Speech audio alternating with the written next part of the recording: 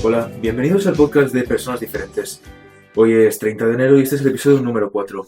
Yo soy Daniel Martínez y seré el presentador en este episodio. En este episodio queremos hablar un poco sobre cómo es el tema del diagnóstico y cómo afecta a las personas autistas, concretamente Asperger, esta noticia en su vida. Bueno, si os podéis ir presentando de uno en uno. Hola, yo me llamo Itana, tengo 19 años. Hola, yo me llamo Daniel, tengo 29 años y nací en San Sebastián. Eh, Hola, yo soy Joan, tengo 22 años y vivo en Podosillo. Vale, pues una vez hechas las presentaciones, damos comienzo con unas preguntas. Para vosotros, ¿qué expectativas había respecto a la vida adulta viviendo con el diagnóstico?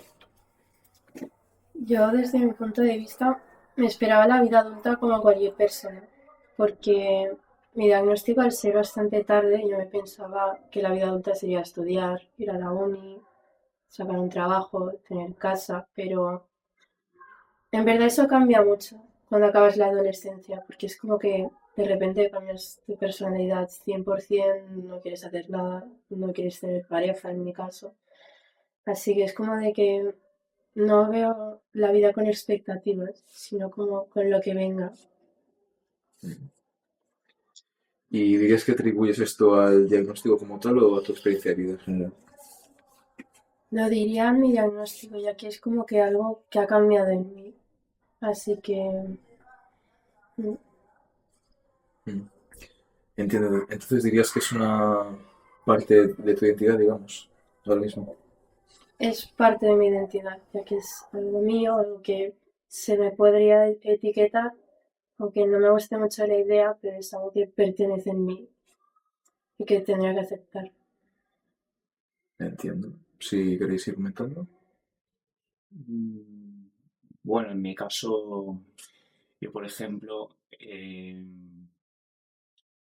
a mí me lo diagnosticaron con 16 años, con 13 años, perdón, y al principio yo no eh, veía la vida con...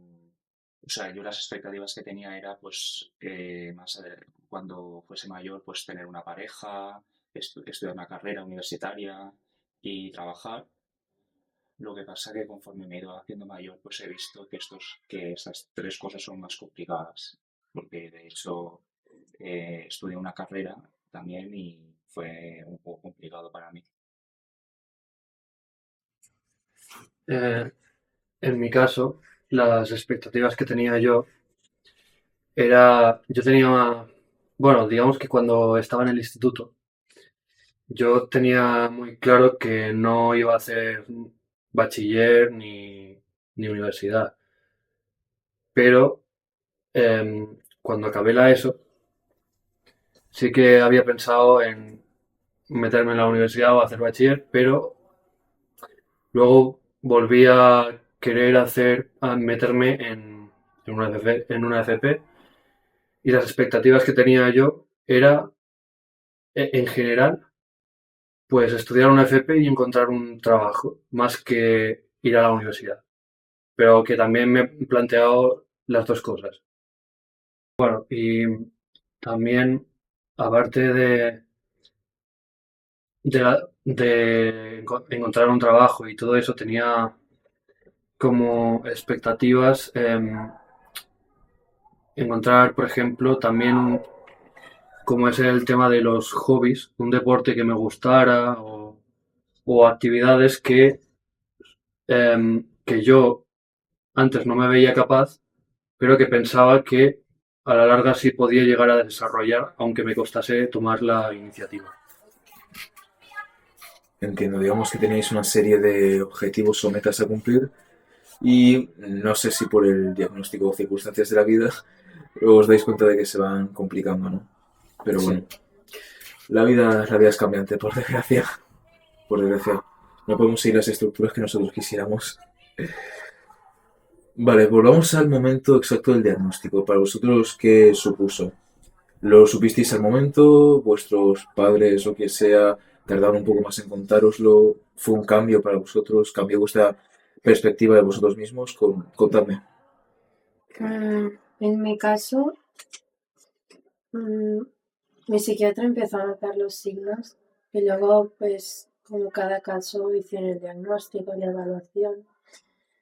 Y como dije, fue a los 17 años, hace poco. Así que al principio era algo de que yo estoy en duelo, porque es algo que está mal visto, es algo que no aceptaba de mí y que podría entenderlo por ciertas conductas que hago, pero es simplemente algo con lo que has nacido y tienes que aguantarte y tienes que intentar aceptarlo y todo eso. Así que es como un bache, pero tiene que ver mucho la manera en la que te lo tomas. Totalmente de acuerdo. Bien, sí, sigue seguido. Yo, por ejemplo, estuve mucho tiempo sin aceptarlo porque lo veía como una enfermedad y, y, y estuve años sin ir bueno, sin ir con el psiquiatra y tal, precisamente por eso. Y al principio, antes de dejarlo, mis padres me lo dijeron y yo para mí fue una cosa sorprendente. Pero después eso, pues estuve muchos años sin aceptarlo y tal. eh, hasta que, porque pensaba eso.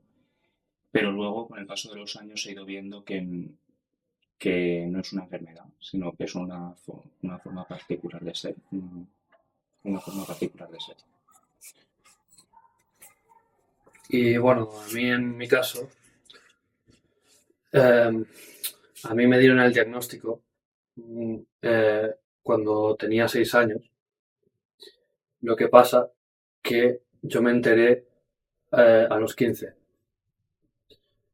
Claro, yo notaba que era una persona que en el colegio nunca hablaba, no socializaba prácticamente con nadie y al principio me pensaba que iba a estar solo, aunque sí que había gente que se intentaba llevar bien conmigo y todo eso, pero yo no me atrevía a hablar, digamos, por el miedo a la desconfianza. Y porque tampoco yo en aquel momento me aceptaba a mí mismo. Y, y también la gente en el instituto y todo eso, cuando yo pasé de la primaria a la secundaria, la gente hacía comentarios de los autistas y yo cuando escuché la palabra autista me no entendía lo que era, pero lo hacía la gente sobre bueno, los adolescentes que están como en su mundo, ¿sabes? Que no hablan nada, que parece que los raros. Me- me- Y a mí, digamos que cuando escuché la palabra autismo, se lo comenté a mis padres y, y mi madre me dijo que se lo preguntara a mi psiquiatra. Y, y fue allí cuando yo me enteré de mi autismo, la causa de ciertas dificultades para hacer amigos, también para entender las bromas, también para acumular, por ejemplo, rabia hasta que un día explotas, cosa que eso también puede ser típico en el autismo. Pero no hay que ver solo los defectos, también tiene cualidades, porque ser autista no es ni ser ni más ni menos que nadie. Por eso, no, también hay gente que no es autista que puede que no tenga cualidades que tenemos nosotros. Y así es como hay que ver el autismo, no como algo malo, sino como una forma de ser. Totalmente de acuerdo también. Bien, pues ahora que ya hemos hablado de cómo fue vuestro diagnóstico, me gustaría hablar de cómo suele ser la reacción de los demás. No solo en el momento del diagnóstico, sino también cuando lo soléis comentar. Bueno, no sé si soléis comentarlo con la gente de a pie, en plan, hola, soy autista. No creo, yo personalmente no lo hago ni lo haría, pero no sé, saber cómo es la reacción de los demás, los neurotípicos. Esa es una muy buena pregunta, ya que he tenido diferentes tipos de reacciones. Em, es como que, por ejemplo, en mi entorno familiar, mm, mi madre es como que ya se lo veía venir. O sea, no sabía muy bien qué era que me pasaba, pero agradezco mucho que lo entendió. Y a nivel social, bueno, tuve amigos que me di cuenta que no eran tan amigos. Al decirles esto, algunos me apoyaron y todo esto, pero hubo un caso muy especial en el que yo tenía un amigo y nos estábamos conociendo. Y yo le conté esto y me dijo que no sabe cómo reaccionar, ya que él siempre se ríe de los autistas y de toda esta gente, y que dice, pues no sé qué pensar.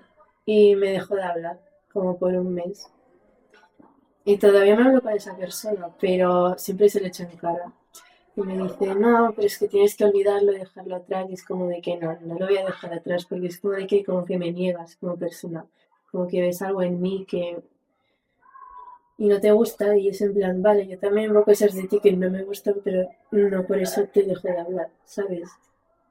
Así que hay gente para todo, pero creo que hay que saber bien qué gente es tu gente. Mis familiares y amigos lo notaron con, bueno, lo reaccionaron con total normalidad. eh, Porque entendían que muchas cosas que me pasaban, porque por fin lograron entender muchas cosas que me pasaban. Y, por ejemplo, una amiga mía eh, lo supo cuando se lo conté por ciertos gustos que tenía.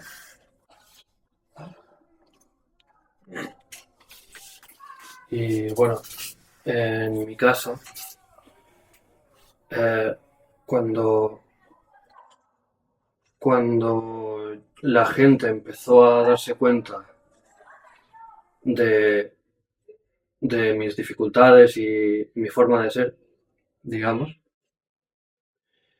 pues a partir de ahí yo empecé debido a la terapia y a actividades con la asociación y bueno, muchas cosas, pues aprendí las técnicas para socializar con la gente y ahora mis amigos del colegio, como saben que soy autista, pues eso también les ha hecho como aprender que lo importante no es ser autista o no, es entenderse con la gente. Bien, pues ahora pasamos a otro tema más bastante interesante también, que es cómo afecta el autismo en vuestro día a día, pero concretamente en las relaciones sociales con el resto de vuestro entorno. No solo en el ámbito familiar, sino que también con los amigos, en el trabajo, en caso de que estéis trabajando o hayáis trabajado. Y me gustaría también comentaros desde una nota positiva. Me gustaría que resaltéis cualidades que pensáis que os resaltan más como personas gracias al autismo. Por ejemplo, yo algo que noto de mí personalmente es la productividad en temas que me interesan. Así que si tengo un trabajo que está dedicado a temas de mi interés, pues puedo ser más productivo que la gran mayoría, porque suelen dispersarse, se distraen, buscan excusas para no hacerlo, pero si es algo que me gusta, pues me voy a dedicar a ello al 100%.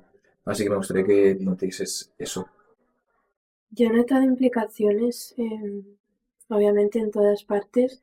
En el entorno laboral me he dado cuenta que me cuesta mucho mantener trabajos, así que es como que voy cambiando de trabajo.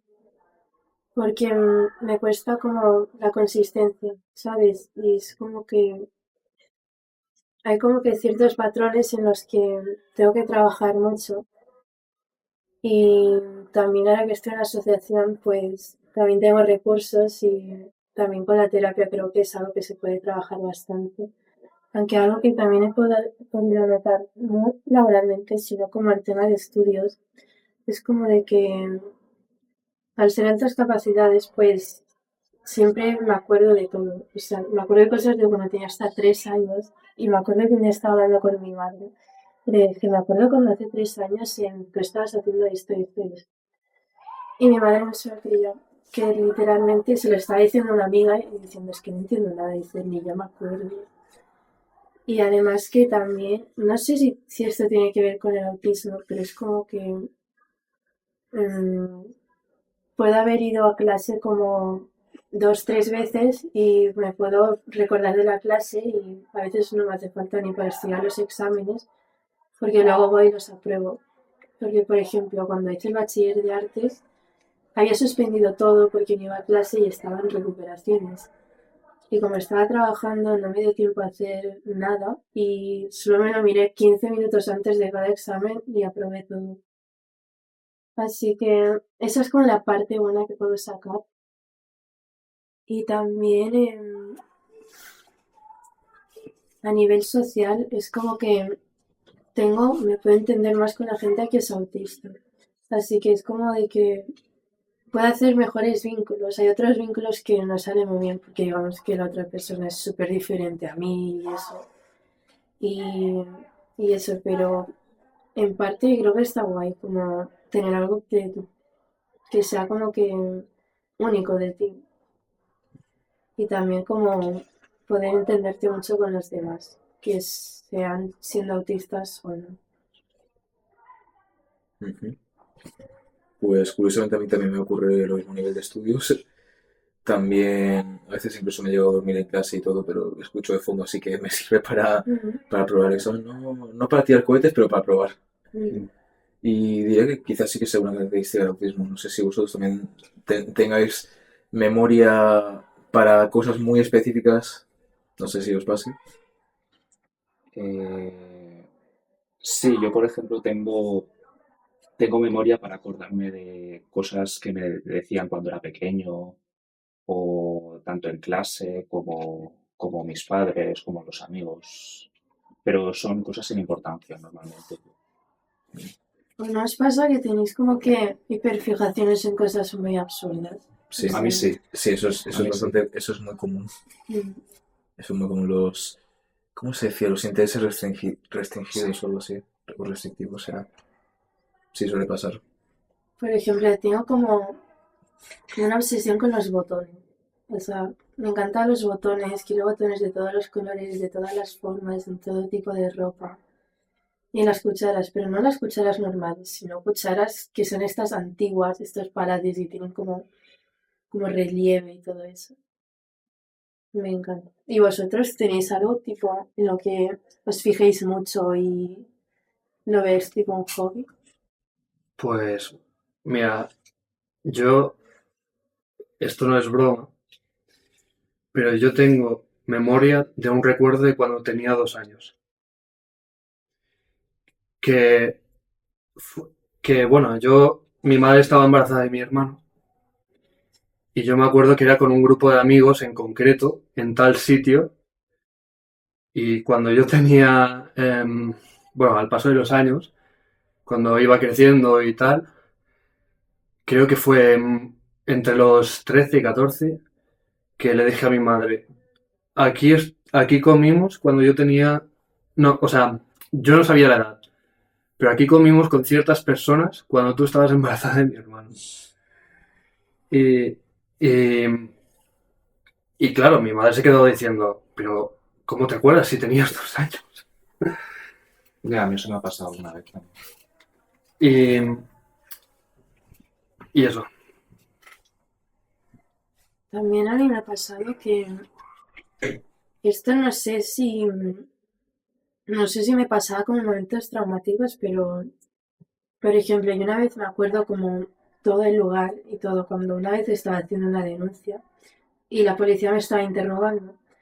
Entonces, luego le conté a mis amigas, sí, sí, sí, la chica tenía una taza en sopa de letras, que las letras, o sea, una taza con una sopa de letras del diseño, Y dije, sí, sí, y la taza tenía, vi las palabras casa, zorro, todo eso, y me decían, Aitana, pero ¿cómo coño te acuerdas de eso?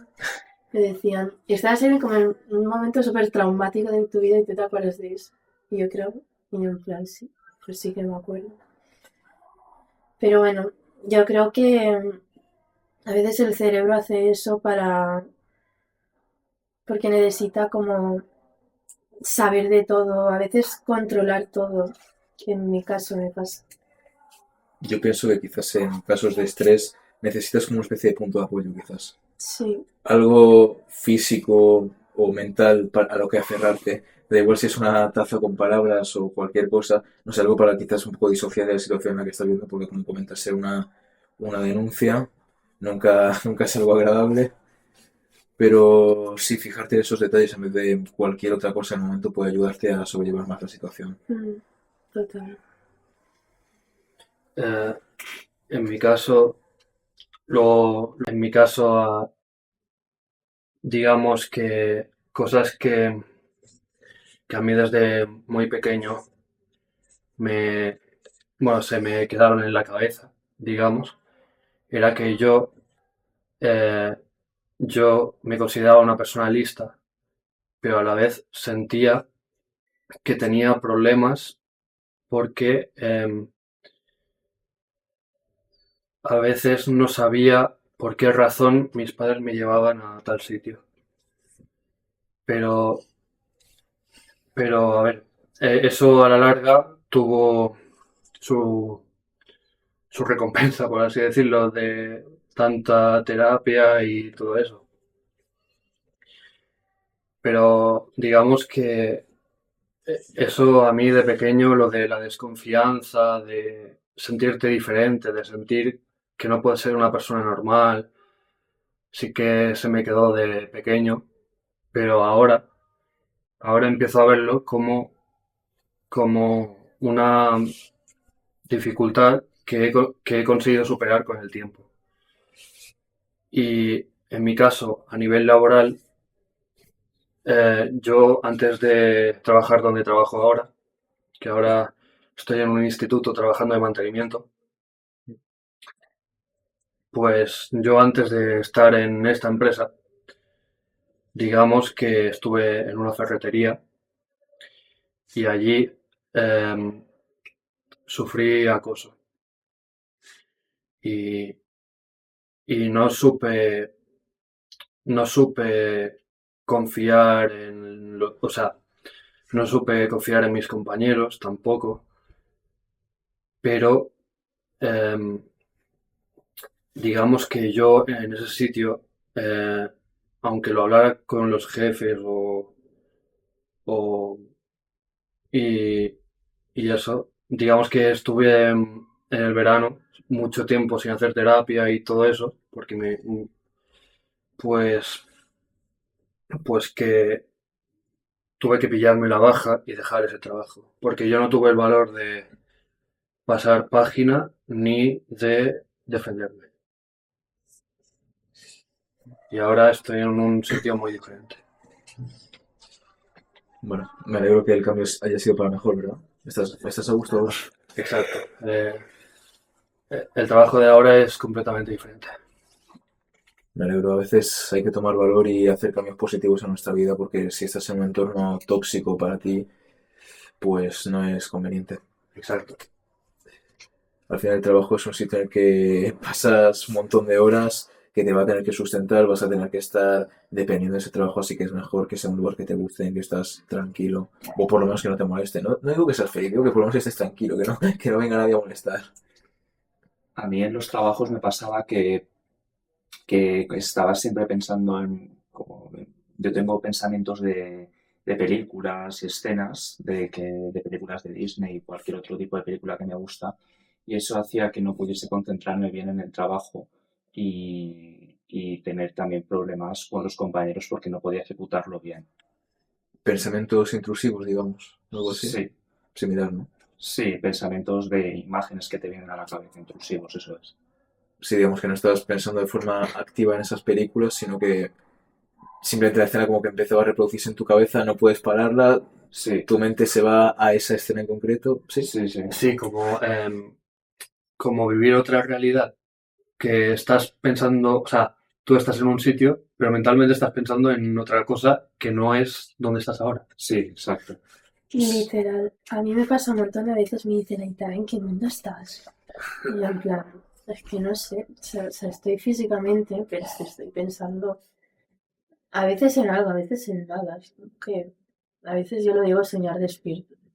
sí. El término como tal creo que es disociación, que es ese momento en el que te pierdes en tu propia mente, dejas de estar atendiendo a lo que está pasando en la realidad. No es algo malo, es un mecanismo de defensa que las personas que no tienen autismo también utilizan, solo que con menos frecuencia y se supone que lo controlan hasta cierto punto. Nosotros a veces nuestro propio cuerpo dice que tenemos que desconectar y desconectamos. Mm. Sí, me acuerdo que ahora que mencionamos eso, lo de desconectar, me acuerdo que yo iba al gimnasio con mi hermano y al principio era yo quien le costaba conectarse y hacer los ejercicios y mi hermano me decía, venga, espabila, actívate, ayúdame con este ejercicio, ¿no?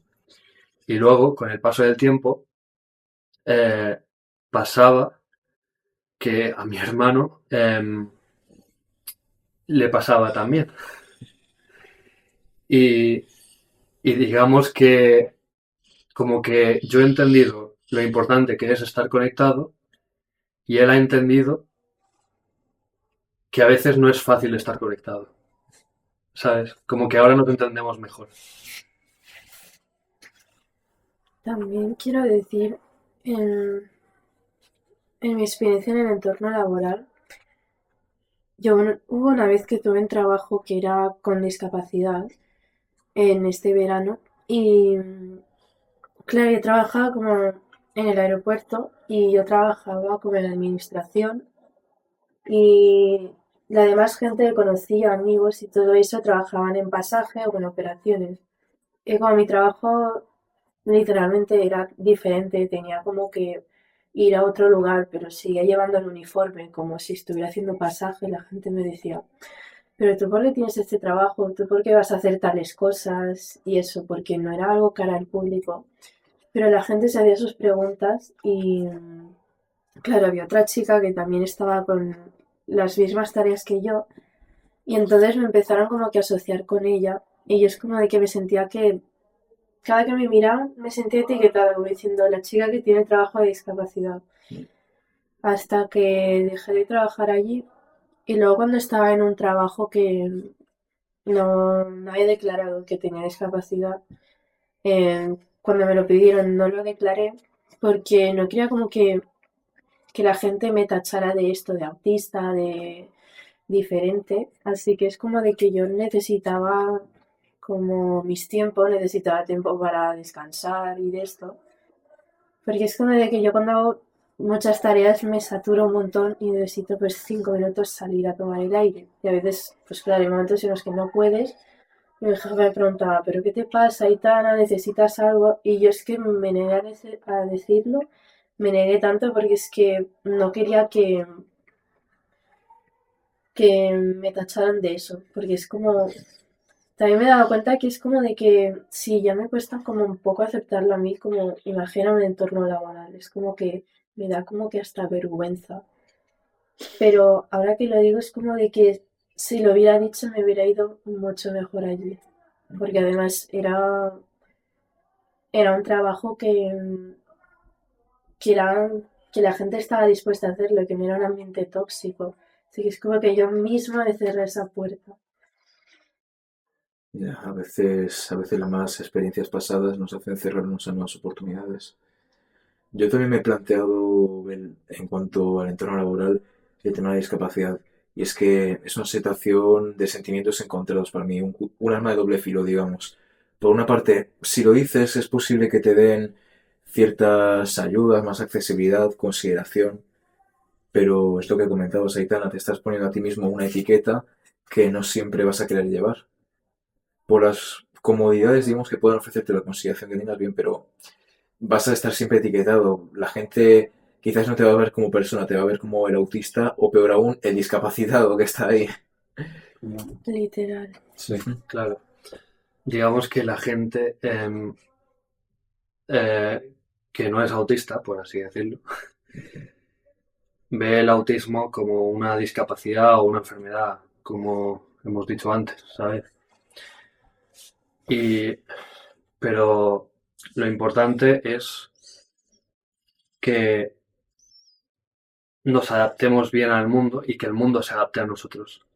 Por muy pocos seamos, si, o sea, si la mayoría de la población mundial fuera autista, los autistas serían la pequeña parte, no nosotros. Bueno, si no tenéis nada más que comentar respecto a las relaciones laborales, sociales, familiares. No. Vale. Ahora vamos a pasar a un tema también interesante, que bueno, ya lo hemos estado comentando un poco por encima a lo largo de la entrevista, que es el tema de la identidad. ¿Creéis que vuestro diagnóstico os define como personas o es solamente una característica más de una lista? Mm, esa es una pregunta que tiene mucho que decir, ya que es raro, pero yo he ido notando como que antes de que me diagnosticaran y me trataran el autismo, la gente me decía, tía, pareces autista. O sea, lo decían de broma y bueno, mi caso, pero luego es como de que cuando lo he ido tratando y lo he ido medio aceptando, es como de que la gente, cuando le digo a la gente, oye, soy autista, me dicen, ¿qué va? Si es que ni lo pareces.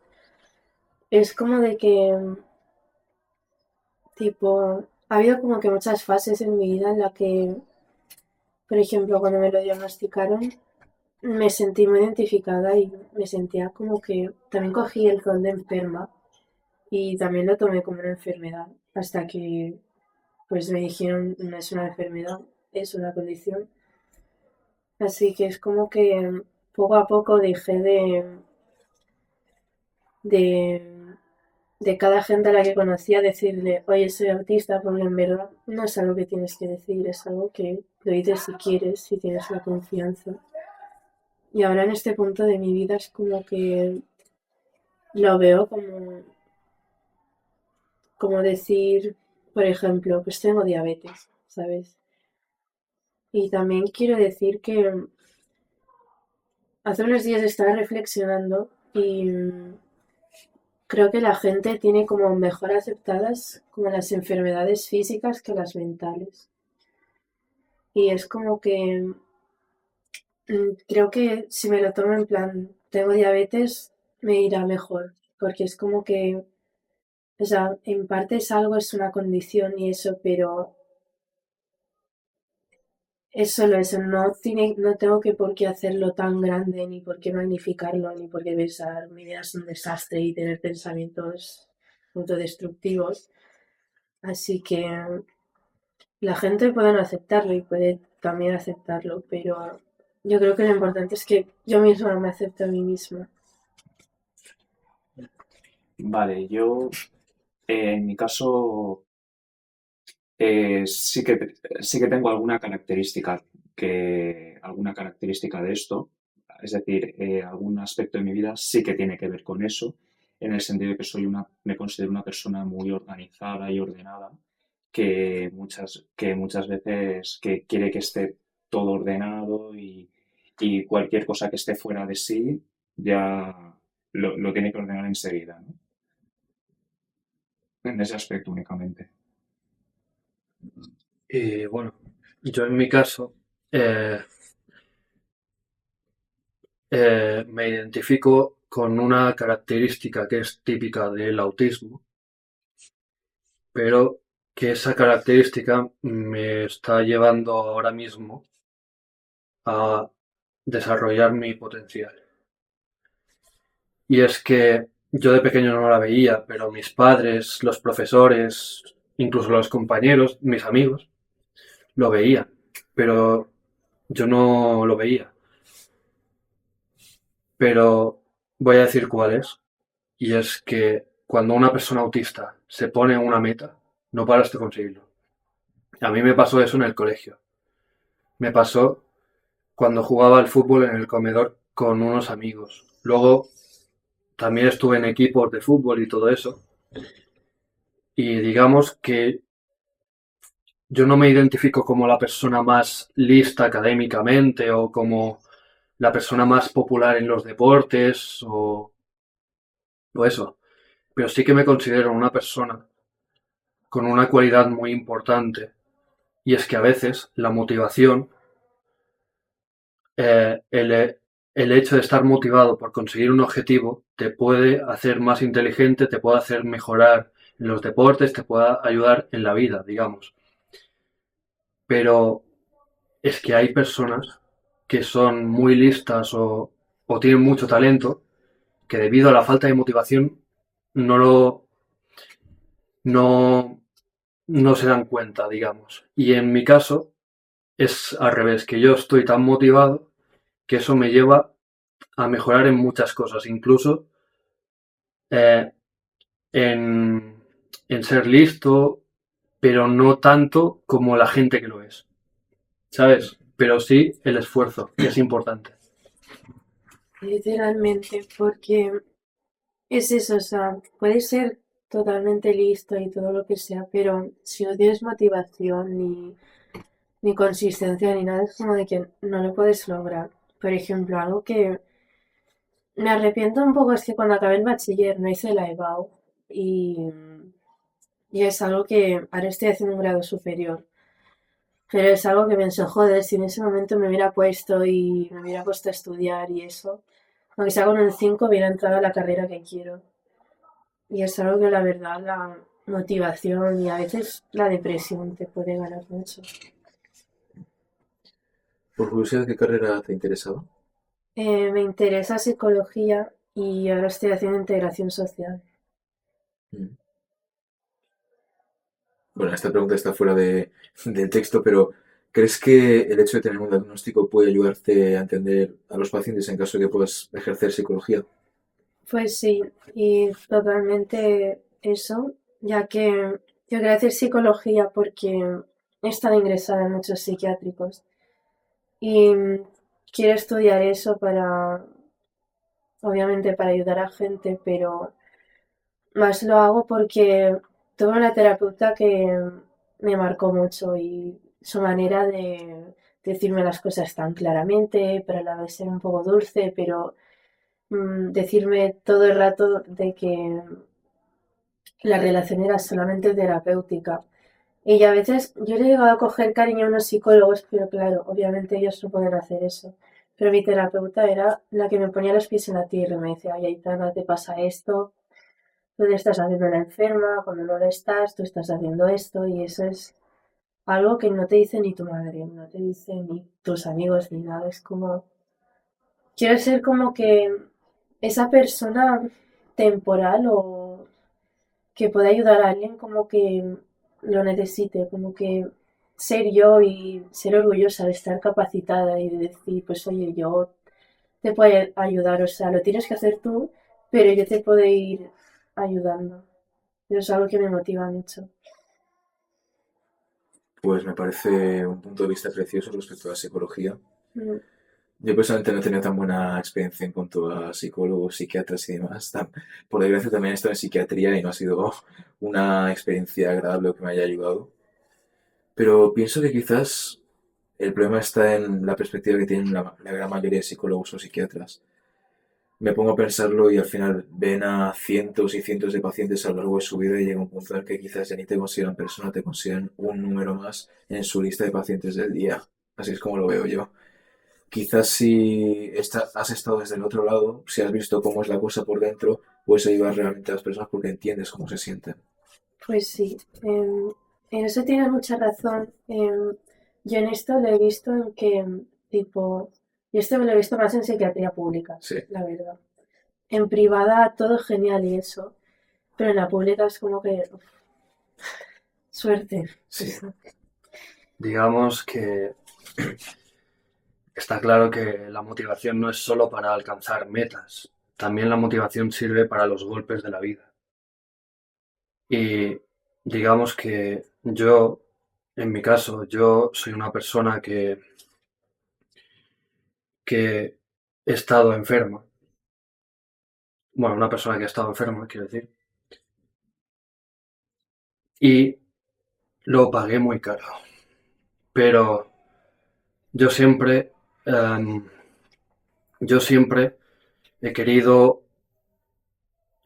alcanzar mis objetivos, no solo para conseguir objetivos, también para superar dificultades y darme cuenta de que las dos cosas son importantes, tener objetivos y superar dificultades. Si tienes algo que comentar, Dan. Eh, sí, a mí, como él, me ha pasado también. Yo he estado bastante tiempo enfermo por el simple hecho de no querer asumir el diagnóstico y cuando lo llegué a asumir, eh, no sabe,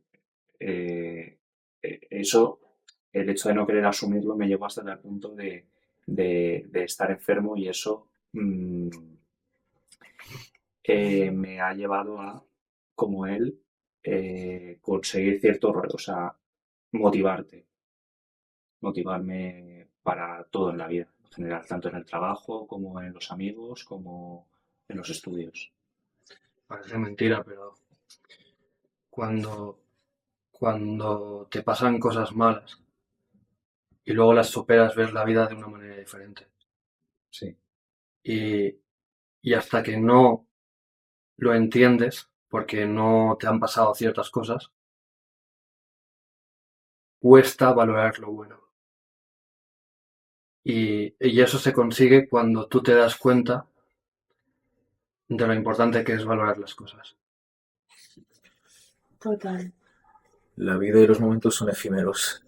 Una vez que atraviesas una dificultad, luego a lo mejor pasa el tiempo, te acuerdas y hasta te ríes. A mí me ha pasado con muchas cosas, con muchísimas cosas.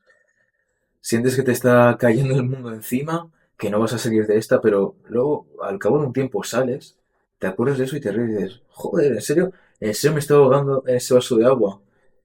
Lo bonito de la vida es la resiliencia. Seguir aguantando, pase lo que pase. No rendirse.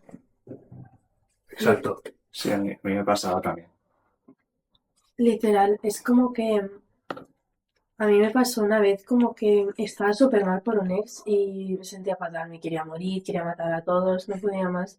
Hasta que luego una vez alguien me dijo, ya verás que bueno, pasa un año y te acordarás. Y es verdad, pasó un año y ni me acordaba. Y la verdad que la palabra resiliencia me enteré del significado como hace poco, pero en verdad es como una palabra que engloba mucho. Te dice que eres fuerte por haber pasado y que quieres seguir aun habiendo lo que te ha pasado. Eso es muy bonito. Sí, y aparte, el hecho de tener objetivos no es algo que sea temporal. Es importante que incluso cuando hayas conseguido objetivos y superado dificultades, quieras seguir mejorando para bien, porque siempre ahí vamos a aprender cosas, así es la vida.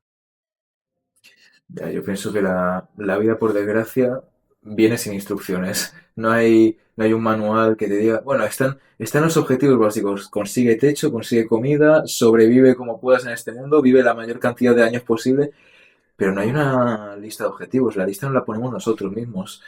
Es el afrontar la frustración de no conseguir esos objetivos a veces lo que nos engrandece como personas. Eso es lo que pienso yo. Yo también. Claro. Bien, si tenéis algo más que comentar respecto a estos temas que hemos estado hablando, o pasamos a lo siguiente. Pasamos. Perfecto.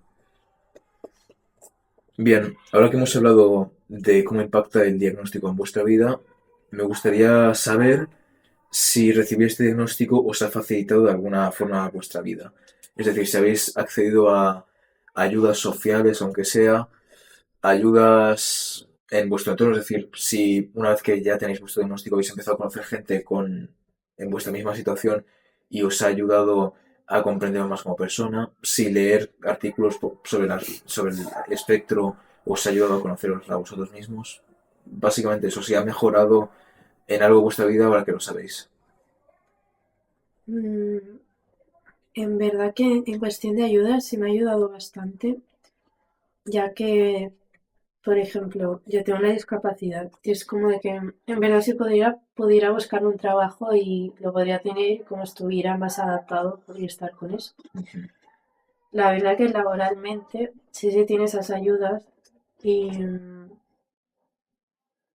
también esto me ha ayudado mucho y podría haber aprovechado en la EBAU.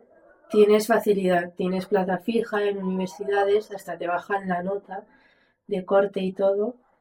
Y, y eso es algo que está bastante bien. Y también animo a toda la gente que escuche esto que en tema estudios que lo aproveche, que no tenga miedo de decir, pues sí, en el examen necesito más tiempo, necesito más hojas y tiene todo el derecho a pedirlo. Bueno, en mi caso, por ejemplo, eh, sí, eh, sí he tenido ayudas, por ejemplo, en cuanto a trabajos, por ejemplo, a través de la asociación he conseguido trabajos, eh, en concreto dos, y luego he conocido gente nueva también, como por ejemplo Joan y otros chicos también, eh, a través de aquí. Bueno, en mi caso, digamos que, como he mencionado antes, estuve en una empresa, pues ahí no se contactaba a nadie con el SAIL, no, que también es una asociación de discapacidad que he ayudado, ni con la asociación de AIF tampoco. Pero sí que es verdad que una vez vinieron a hacerme una entrevista allí en la ferretería para el tema de las dificultades que tenía y todo eso, de cómo veía el mundo y eso. Y la asociación me ha ayudado a conocer mucha gente increíble que me ha enseñado cada uno cosas a su manera y, y que gracias a esa gente has entendido que no estás solo. Decir que ese es un sentimiento precioso, ese sentimiento de que por fin perteneces a algo. Bueno, aunque no pertenezcas a algo como tal, por no saber que hay más gente como tú, con situaciones no iguales o idénticas, pero parecidas. Yo personalmente no utilizo el diagnóstico para definirme como persona. Antes, es decir, no me llamaría a mí mismo autista, me llamaría persona con autismo, porque pienso que antes que autista soy persona. No sé si lo veis todos, porque no sé, Sí, veo Total. el sí, término, sí. de hecho veo el término hasta como deshumanizante. Hay gente que no, que lo reivindica, ¿no? Yo prefiero decir persona con autismo, me parece más correcto. Sí, Sí, yo también. En plan, hay un límite de, sí, bueno, tengo autismo y en lugar de decir, sí, soy autista, joder. Sí, sí, sí, sí, no sé. Hay gente que, he llegado a ver gente que basa por completo su personalidad en el diagnóstico y tampoco es plan, tienes que entender que hay un mundo más allá de la verja, ¿sabes?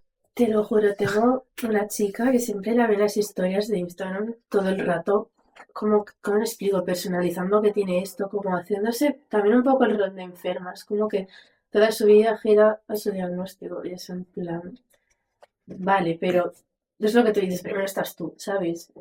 Y antes del diagnóstico pues seguías siendo tú y después del diagnóstico pues vas a seguir siendo tú.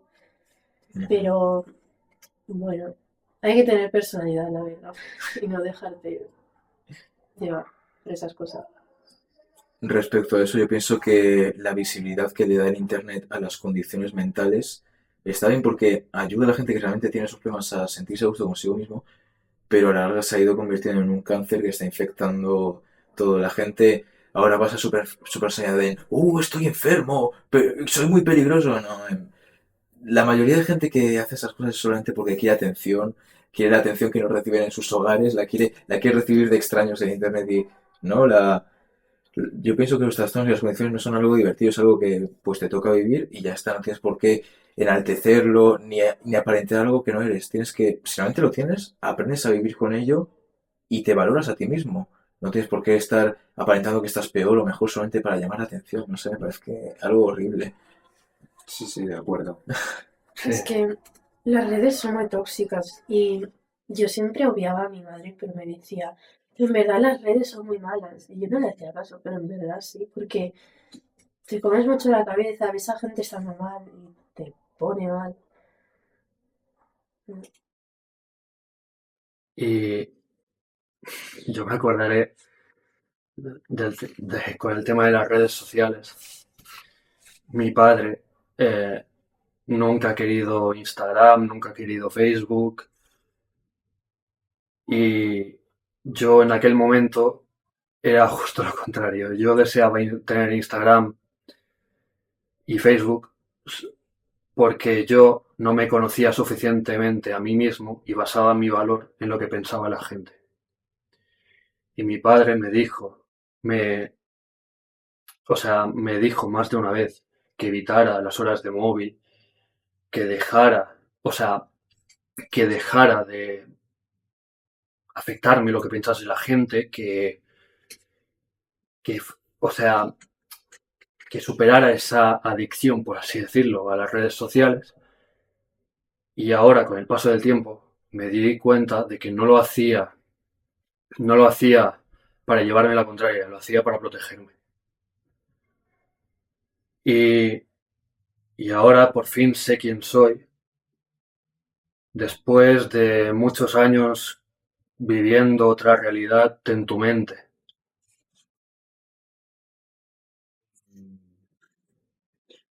Yo creo, por ejemplo, sí, a mí me pasaba también eso, exactamente. Eh, pero yo siempre, por ejemplo, a través de redes sociales quería, si tenía un 20, por ejemplo, cuando en la época, pues quería demostrar que tenía más valor, quería ser mejor persona por tener esto. Y mi madre muchas veces me ha dicho también exactamente lo mismo que a él, que no tenía que yo soy yo y que, y que no tienes amigos, o sea, no estás en una plataforma, el estar en una plataforma no significa nada, es simplemente una red. Pues sí, se han sacado cosas interesantes de esto. Si os parece bien, pasamos a lo siguiente, que ya sería, de hecho, la penúltima pregunta, ¿cómo pasa el tiempo? ¿Qué consejo le daríais vosotros, en vuestro caso, a una persona que acaba de recibir el diagnóstico? ¿Qué consejos le daríais para afrontar el golpe en caso de que le haya impactado demasiado recibir el diagnóstico? ¿Qué medidas puede tener para mejorar, aunque sea un poco su día a día? Comentad. Pues mm, yo creo que sería que le dé tiempo, que no tiene que asimilarlo ni mañana, ni en 3 meses, o puede que ni en 5 años, pero que sepa que eso está ahí para ayudarle, para que pueda entenderse un poco a sí mismo y para también que no tenga miedo de pedir ayuda, de decir, bueno, me está pasando esto, no sé qué hacer, no sé por dónde ir, pero voy a necesitar ayuda. Y también apoyarse mucho en su familia, en sus amigos. Y pues eso. Yo, por ejemplo, bueno, que no se asuste y que sepa que tener esta condición es una forma de ser que tiene también a su vez cosas muy positivas. Bueno, yo en mi caso, mi madre está dando mucho apoyo a la asociación. También es PT de instituto y trata muchos casos de gente autista, de gente que yo podría ayudar ahora mismo. Y también me llegó a pasar que cuando yo tenía 18 años, en un momento que yo no veía cualidades en mí mismo, que había niños de la asociación que sí que veían, pues eso me sirvió como que yo podía ser increíble por las dos cosas, por el hecho de ser guay y por el hecho de ser autista. Y Y digamos que eso a los niños les puede ayudar muchísimo. Sí, yo creo que una concienciación a una edad temprana te puede ayudar un montón. Y también implantarlo esto ya sea madres, en colegios, instituciones. O también que haya más cursos por ejemplo, como vienen a hacerte estos cursos de educación sexual y todo eso, que también lo hagan de los trastornos que llega la gente o que puedes llegar tú a tener, porque, coño, es algo mental, o sea, también tiene que tener visibilidad. Pues Sí, estoy de acuerdo. sí me parece una buena opción porque es verdad que a veces vienen a soltar la palabrería de turno a los institutos, pero solamente lo hacen por compromiso. Los temas que realmente importan, pues los dejan de lado la mayoría de las veces. O los pasan por alto, o incluso se olvidan de que existen. Yo tuve la suerte de que recibí mi diagnóstico bastante pronto, a los 9 años, así que lo que digo, no lo asimilé como algo negativo, simplemente era algo más. Claro, al saberlo desde tan temprano, lo tenía normalizado. A mí mis padres ya me hablaron sobre el tema, mi padre sobre todo que se puso a investigar sobre el tema, incluso llegó a la conclusión de que él quizás también podía ser autista porque se sentía muy identificado y me he puesto a mirar que también existen componentes genéticos, no sé si habéis mirado, Mm. así que pues lo típico, a lo mejor si tenéis autismo es posible que tengáis por ahí algún familiar que también lo tiene, no sé si sepáis al respecto. Es que es eso, o sea, yo en mi caso fue lo primero que supe que era genético y pienso, vale, o sea, ni siquiera lo he desarrollado, es algo con el que ya he nacido y tuve como que un crucigrama como pensando, ¿quién en mi familia puede ser autista? O sea, mi familia está llena de alcohólicos, de violentos y todo, pero ninguno parecía autista y esa es como la gran duda que tendré, te lo juro, es en plan. Pero me he dado cuenta que mi sobrino está mostrando signos y, por ejemplo, de mi familia, que mi familia es latina, de Latinoamérica, pues los trastornos y esto los obvian, nadie va al psicólogo, nadie cree en nada de esto. Así que es como de que yo he intentado orientar a mi hermana que vaya al médico, que le haga las pruebas y todo, pero mi hermana está muy negada, ya que pues es otro país, son otras creencias y desgraciadamente es algo que pasa mucho y que puede pasar en familias latinas y de otros países que la familia cuando les dé un diagnóstico al hijo es como que lo nieguen o se lo minimicen. Sí, eso, de hecho conozco casos similares justamente en familias latinas. Tengo un amigo que también tiene sospechas de autismo, pero nunca lo ha podido llegar a confirmar porque su familia no valora su salud mental, lo deja de lado. Se preocupa más en que tenga comida y agua, que digamos que para ellos eso es la salud. Porque la gente nos suele separarlas, la salud mental y la salud física, y suelen poner por encima la salud física. Mm, Vale, que sí, que tengo techo, comida, agua, estoy vivo, estoy respirando. Pero, ¿qué es lo que está pasando dentro de mí? Estoy perdido y no puedo encontrarme, nadie me está ayudando. literal, y tipo tener techo, comida, eso es lo mínimo. O sea, ni siquiera me has pedido permiso para mí a nacer, nacer sin mi consentimiento, y ahora vas y me dices que, que me das todo, y es en plan, vale, le agradezco, pero que yo también valgo, que lo que pienso en mi mente también vale. O sea, también mereces ser buscado e instigado. Y eso también se vincula con la percepción que tienen la mayoría de familias respecto a los diagnósticos en cuanto a salud mental. No sé por qué tienen las creencias de que es algo, casi como una sentencia de muerte, de el niño me ha salido con autismo o TDAH o cualquier otro trastorno, ya no podrá llevar una vida normal, ya no podrá hacer esto. No, no es como cuando te diagnostican un cáncer. No, es que no va a cambiar tu vida, es algo que ya estaba en ti, es algo que Sí, con lo que has nacido, no te cambia como persona, simplemente te ayuda a conocerte o mejora tu percepción de ti mismo. O sea, en ningún caso va a ser algo malo, en todo caso será algo bueno saberlo. No sé por qué ese repudio al diagnóstico o a la posibilidad de diagnosticar, no lo entiendo. ¿Sí? Eh, en el caso de lo que decíais antes, está claro que aunque tengas un techo y cuatro paredes y comida y todo eso, rela- tú, en el caso del autismo, no te das cuenta de lo importante que es. Yo, en mi caso, con el autismo, claro, yo tenía a mis padres y a mi hermano y todo eso, pero sentía como que una gran parte de mí, la gente, no me ayudaba, pero no porque no quisieran, era porque no sabía qué me pasaba, quién era en realidad. Y, y mi abuelo, que en paz descanse, a él no le importaba nada que tuviera un nieto autista. Al contrario, de hecho, eh, le he mencionado porque después de una época de tanta hambre y todo eso, lo que más le importaba no era tener a una familia o sea, a un familiar, mejor dicho, con dificultades, sino tener un techo, cuatro paredes y que todo el mundo esté bien. Y eso era lo que ha conseguido, que su familia esté bien. Yo comentar un poco eso, igual, lo mismo, que eh,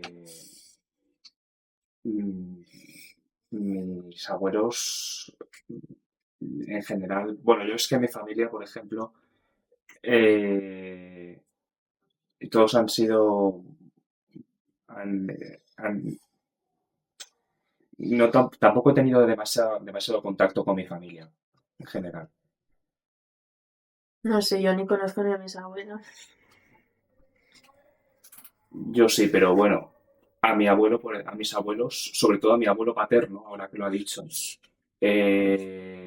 también ellos lo único que todos, en general todos mis abuelos, querían que yo viviese, o sea, el que tuviese una dificultad era lo de menos, sino simplemente querían que, que yo fuese feliz con cualquier circunstancia que pudiese tener, con cualquier característica.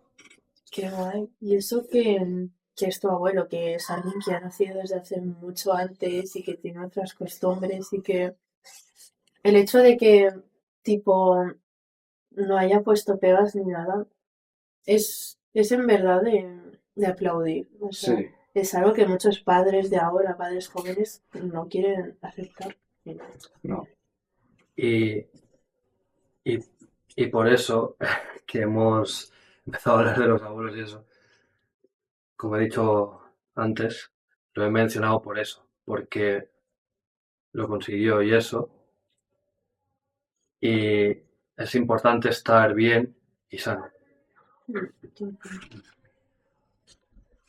Vale, pues ya pasaremos con la última pregunta, que esta además viene como anillo al dedo con lo que hemos estado hablando últimamente, ya que sería que mencionéis un aspecto de nuestro mundo, de nuestra sociedad o de la vida en general que os gustaría cambiar para mejorar la vida de las personas que viven con el espectro. Yo si pudiera y tuviera una varita mágica, haría de concienciación, de hacer muchas pelis, hacer como pelis que sean de gente autista, pero hay pelis que he visto de gente autista, pero gente con autismo como que grave también, Sí.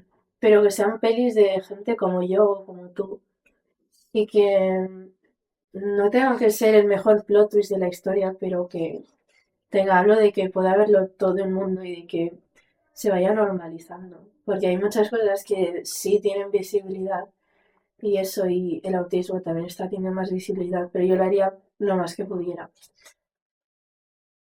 Respecto a la visibilidad del autismo en el cine, me he dado cuenta de que hay dos puntos extremos en cuanto a la representación del autismo. O nos presentan al típico supergenio que lo sabe todo de todo, tipo, yo que sé, Sheldon Cooper, no sé si habéis visto lo que iba a hacer hoy, No, imagino que Sí, sí. sí, sí, sí. yo no. O el protagonista de The Good Doctor, que no me acuerdo cómo se llama. O por el otro lado nos ponen a un chaval que come piedras y no, no sabe ni dónde sentarse.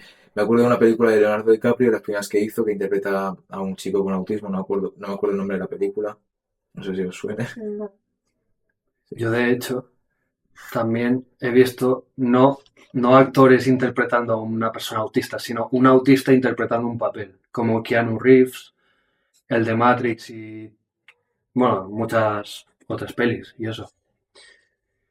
Y la verdad que te hacen entender que es muy importante saber que cualquier persona en el mundo puede aprender a hacer el papel. Poner los medios y todos los apoyos necesarios para, para apoyarnos.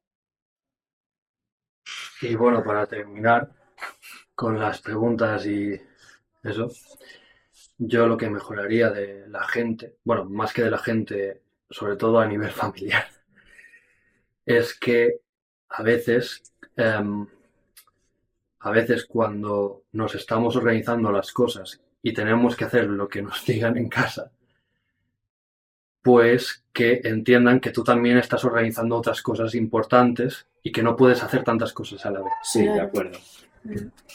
También. Sí, a veces es complicado ser multitarea, ¿no? Mm.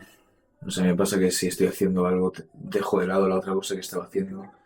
Incluso retomando el tema antes que teníamos antes de la resiliencia y la focalización, yo pienso que a veces cuando nos ponemos un objetivo podemos llegar a ese objetivo justamente porque nos olvidamos de todo lo demás.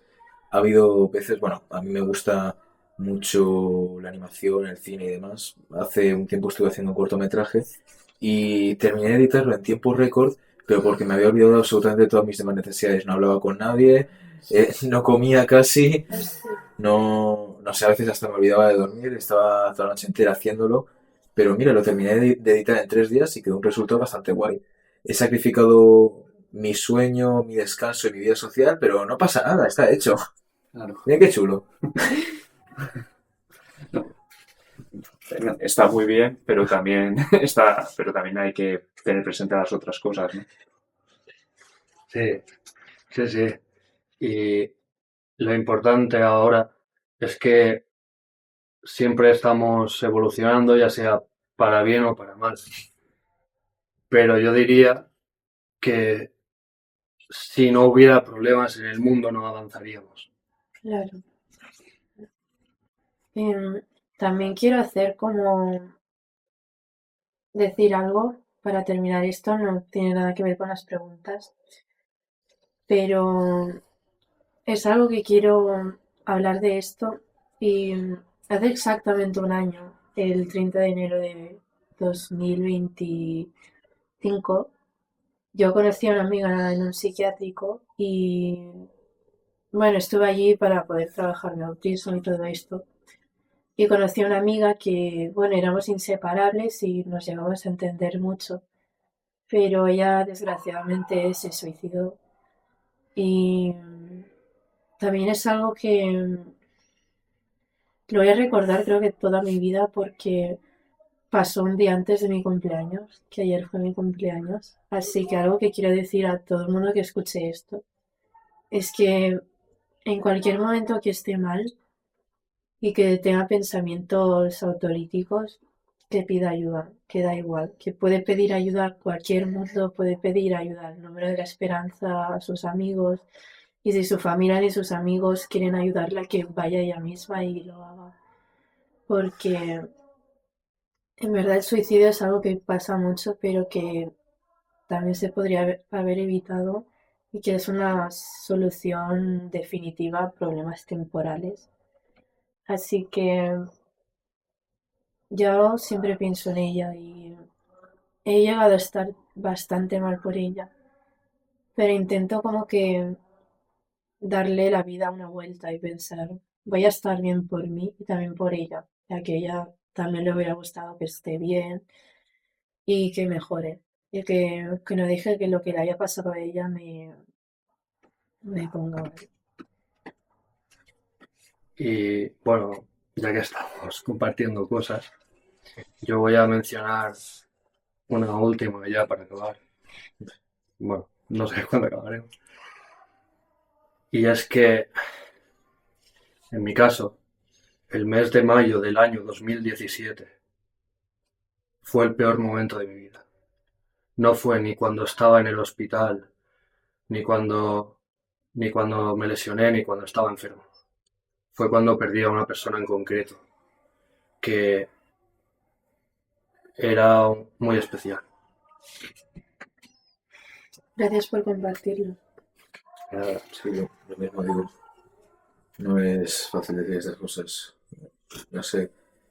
Bueno, me estoy sacando un poco de la manga esta pregunta, pero me interesaría hacerla ya que hemos mencionado estos temas.